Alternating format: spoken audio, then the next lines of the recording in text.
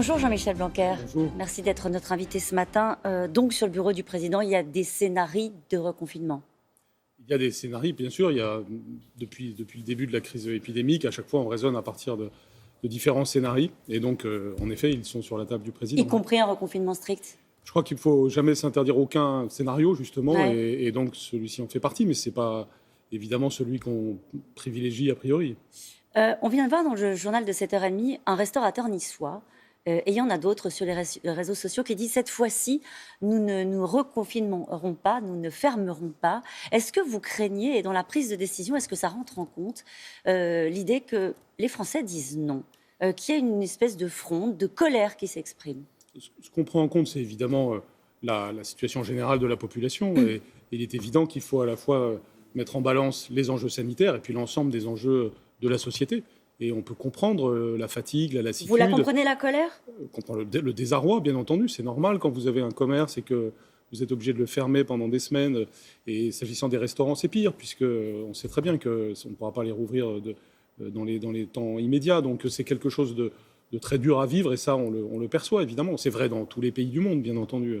Donc c'est pour ça qu'il y a eu les mesures d'accompagnement très volontaristes, pour éviter les faillites, pour éviter les drames. Et c'est ce qui va continuer à être fait, bien sûr, pour tout simplement qu'on puisse rebondir dès que ce sera possible. Et on apprend à la une du Parisien ce matin que 3 jeunes sur 10 ont des pensées suicidaires. Ça aussi, ça C'est pèse bien dans la sûr. prise de décision. Ça pèse totalement dans ma prise de décision, par exemple. La jeunesse doit être notre priorité absolue.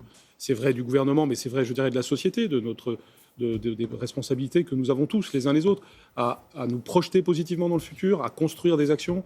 C'est pour ça qu'on a fait le plan Un jeune, une solution, pour favoriser l'emploi des jeunes en particulier. C'est comme ça qu'on a plus d'apprentis en 2020 qu'en 2019. Donc il y a des mesures qui sont prises, mais il faut aller plus loin et être extrêmement bienveillant pour cette génération. Alors, vous disiez le 19 janvier, c'était sur France Info, on n'est pas dans une situation explosive de contagion. Le variant anglais est passé par là, Jean-Michel Blanquer. Est-ce qu'un scénario strict pour les écoles, c'est-à-dire une fermeture comme au mois de mars, est encore exclu? Non, rien n'est jamais exclu. Donc on doit toujours commencer par cette phrase. Néanmoins, vous le savez, mon option, c'est vraiment l'ouverture autant que possible. Mais c'est encore possible, c'est oui, ça la question. Le chiffre d'hier, par exemple, vous voyez, c'est 2000 contaminations par jour. C'est un chiffre qui reste, par exemple, inférieur à des contaminations quotidiennes que l'on avait au mois de novembre. Je répète qu'il n'est pas du tout démontré qu'on se contamine davantage en milieu scolaire qu'en dehors du milieu scolaire. Quand un enfant n'est pas à l'école, il est ailleurs, et dans cet ailleurs, souvent, il se contamine davantage. Arnaud Fontanet, épidémiologiste, il dit que l'école joue un rôle amplificateur. Et lui, il propose de fermer les collèges et les lycées en Irlande.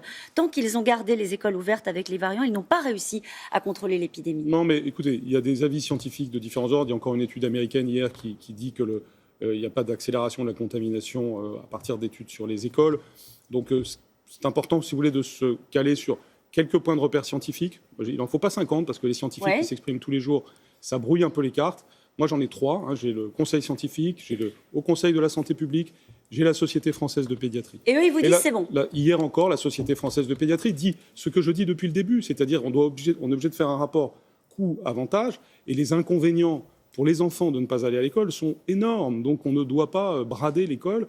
Et les gens qui vont sur les plateaux pour très facilement brader l'école font plus de mal que de bien, si vous voulez. C'est normal qu'on regarde objectivement la situation. Je m'appuie notamment sur la Société française de pédiatrie pour dire les enfants ont besoin d'aller à l'école, ils ont besoin de sociabilité, ils ont besoin d'apprendre, ils ont besoin aussi de se nourrir dans tous les sens du terme. Et donc je suis évidemment au maximum le garant de cela. Et il y a tout un tas, effectivement, de spécialistes qui viennent sur les plateaux de télé pour vous faire des propositions. Alors, il y en a qui vous disent, vous avez qu'à rallonger d'une semaine, ça c'est le professeur Delfrécy, le président du conseil scientifique, qui dit, vous avez qu'à rallonger d'une semaine les vacances scolaires. Ça, ce serait une option qui serait plus confortable pour le ministre que vous êtes. Si vous voulez, si je choisissais les options parce qu'elles sont confortables, je n'aurais pas pris un certain nombre de décisions depuis plusieurs mois. J'ai à chaque fois pris les décisions les plus inconfortables pour moi. Mais je les prends parce que je pense que l'intérêt général, c'est alors, que les enfants aillent à l'école. Alors, confortable pour les Français, alors disons, parce que ça rentre dans le cadre des vacances scolaires. Oui, disons que ce serait un moindre mal. Mais encore faut-il démontrer que les vacances sont moins contaminantes comme période que la période scolaire. C'est pas acquis ?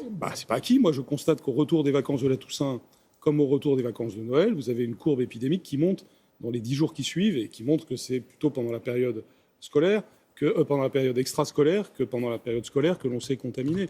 Ce que l'on voit souvent quand on fait nos tests dans les établissements, c'est que les contaminations, elles sont venues dans le milieu familial, dans la vie sociale, beaucoup plus qu'à l'intérieur de l'école. Donc il faut, je crois, être très attentif à ces enjeux.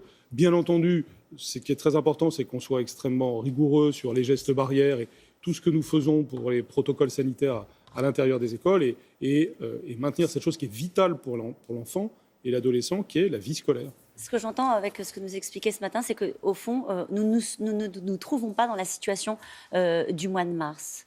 Non. Pourtant, malgré les variants anglais. Alors, ce qui est certain, c'est que ce qu'il faut évidemment dire, c'est que la question du variant anglais ou sud-africain, comme on les appelle, c'est créer un élément d'incertitude sur le futur.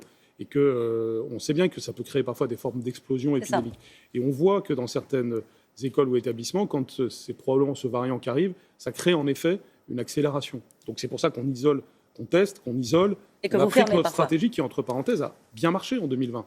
Tester, isoler, protéger a marché entre l'éducation nationale et les autorités de santé. On en a peu parlé parce que ça marche, mais ça a marché. Donc on continue cela. Bien entendu, s'il devait y avoir quelque chose qui explosait dans les temps qui viennent, que ce soit sur un plan local ou à l'échelle d'un établissement, on prend les mesures nécessaires. D'ailleurs, nous fermons des établissements Combien sont en fermés permanence. Aujourd'hui, c'est environ 70. C'est très peu sur 60 000 établissements français. Vous avez fait une campagne de tests dans les écoles. Est-ce que vous voyez arriver justement ces variants ? Oui, on fait une campagne de tests donc, de deux ordres. On a d'une part les tests que nous faisons chaque fois que nous repérons un cas. Et puis, il y a maintenant des tests plus aléatoires faits avec les autorités de santé. On rencontre un problème, c'est qu'il y a un pourcentage encore trop faible de volontaires, puisqu'il faut être volontaire pour faire le test. Et donc, mon appel, c'est soyez volontaires quand les tests vous sont proposés. Ils le sont de plus en plus. On s'est mis en mesure de faire 1 million de tests par mois, mais même 1,5 million. Et donc, il faut évidemment se faire tester. C'est clé pour rompre les chaînes de contamination. Combien d'élèves des lycées sont aujourd'hui en présentiel et en distanciel, comme on dit ? Vous avez les 2/3 des lycées qui sont en mode hybride, et donc à moitié en présence, je dis, et à moitié à distance. Et pour le tiers restant, ça tient souvent à la configuration des lieux. Ils ont pu se maintenir en présence. Et je préconise que les élèves de terminale puissent être autant que possible en présence. Entre la fermeture totale version au mois de mars et la situation statu quo telle qu'elle est aujourd'hui, est-ce qu'il y a une solution qui serait transitoire ? Il y a évidemment plusieurs gradients, si vous voulez. En novembre, le deuxième confinement était un confinement avec les écoles ouvertes et a eu d'ailleurs de bons résultats. Si aujourd'hui la France est dans une situation plutôt favorable par rapport à de nombreux voisins en termes de contamination, c'est parce que le président a pris les bonnes décisions au mois de novembre sur le réglage du confinement.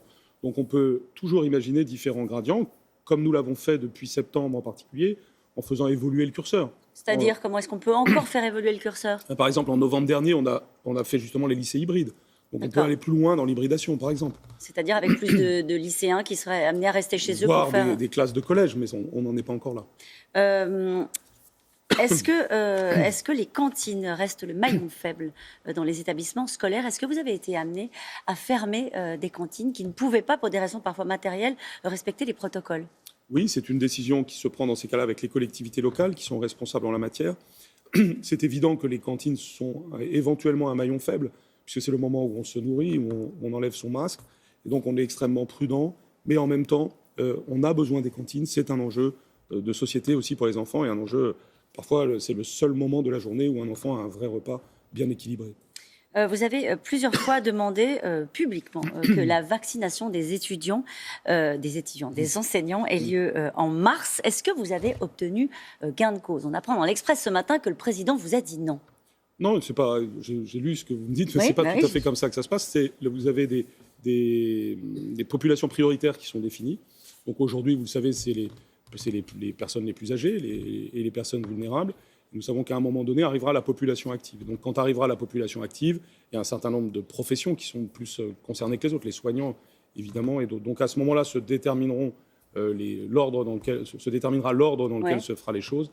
Et ce sera autour du mois de mars, sans doute. Est-ce que vous devez batailler au quotidien, Jean-Michel Blanquer, pour garder les écoles ouvertes ? Et est-ce que vous le vivriez comme un échec ?